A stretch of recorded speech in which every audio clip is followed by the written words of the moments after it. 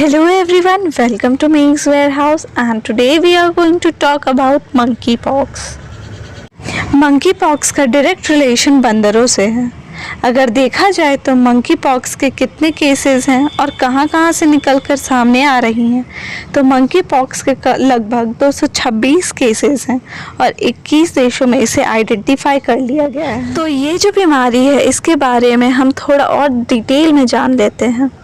ये बीमारी कहाँ से निकलकर सामने आ रही है, कितनी डेंजरस है और इस पर फोकस करना ज़रूरी है या नहीं, या कोरोना के स्टार्टिंग फेज़ की तरह हम इसे इग्नोर कर सकते हैं। अभी यह न्यूज़ इसलिए भी सामने आ रही है क्योंकि इसके काफ़ी ज़्यादा केसेस बढ़ रहे हैं।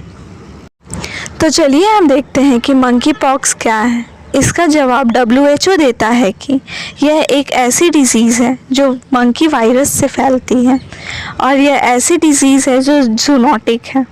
अब ये जूनोटिक डिज़ीज़ क्या है, कैसे फैलती है? तो जूनोटिक डिज़ीज़ एक एनिमल्स से ह्यूमंस में होने वाली बीमारी है। आज के टाइम की बात कर लें तो जूनोटिक डिज़ीज़ काफ़ी लार्ज स्केल में सामने आ रही हैं। कोविड-19 भी एक तरह की जूनोटिक डिज़ीज़ ही थी।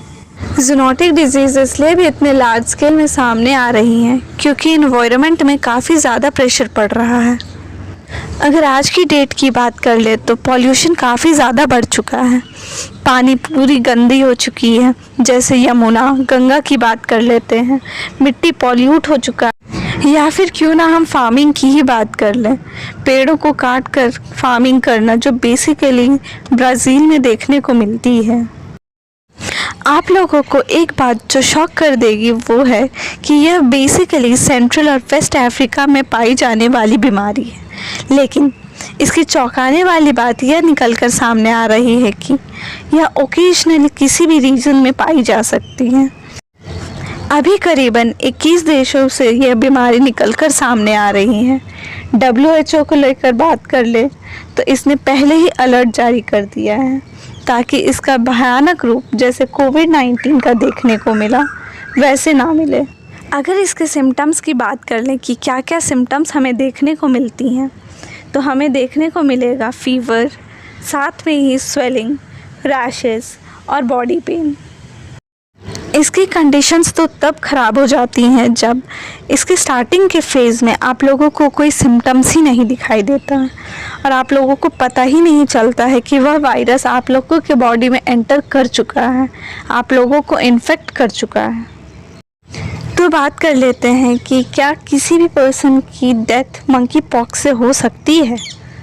तो मोर और लेस देखा जाए तो 5 to 6% केसेस में डेथ देखने को मिली है। यहाँ देखा जाए तो ज़्यादा डेथ केसेस तो नहीं हैं, लेकिन सावधानी ना बरतने पर इसकी कंडीशंस और बुरी हो सकती हैं। अगर किसी भी प्रेग्नेंट वुमेन को ये डिज़ीज़ इन्फेक्ट कर चुकी है तो चांसेस है कि उसके बच्चे पर भी इसका ट्रांसफॉर्मेशन हो सकता है। अगर कोई भी एनिमल इस वायरस से इन्फेक्टेड है तो उसके कांटेक्ट पे आने वाला इंसान या जानवर इन्फेक्ट हो सकता है, उससे ट्रांसफ़र हो सकती है। कंडीशंस तो तब ख़राब हो जाती हैं जब यह डिज़ीज़ आप लोगों को इन्फेक्ट कर चुकी होती है, एंटर कर चुकी होती है आपके बॉडी में, लेकिन कोई सिम्टम्स ही नहीं दिखते। आप तो मज़े से एंजॉय कर रहे होते हो और जब सीवियर कंडीशंस हो जाती हैं, काफ़ी ज़्यादा लोग इन्फेक्ट हो जाते हैं, तब जाके पता चलता है कि आप इस बीमारी से इन्फेक्टेड हो। अगर इसकी मेडिसिन्स की बात कर लें तो अभी फ़िलहाल इसकी कोई भी मेडिसिन नहीं है। चिकन पॉक्स या स्मॉल पॉक्स में यूज़ की जाने वाली मेडिसिन्स का ही यूज़ इस डिज़ीज़ में भी किया जा रहा है। तो यह हम कह सकते हैं कि जिसने भी इसकी दवाई ले ली है उसे कम चांसेस है कि आपको यह डिज़ीज़ इन्फेक्ट करेगी। ये बीमारी आज की नहीं है, सबसे पहले यह बीमारी 1958 में बंदरों में आइडेंटिफाई की गई थी। बाद में 1970 में जाकर इस बीमारी को इंसानों में भी डिटेक्ट किया गया। फर्स्ट टाइम इस बीमारी को बंदरों में डिटेक्ट किया गया, इस वजह से इसका नाम मंकीपॉक्स रखा गया।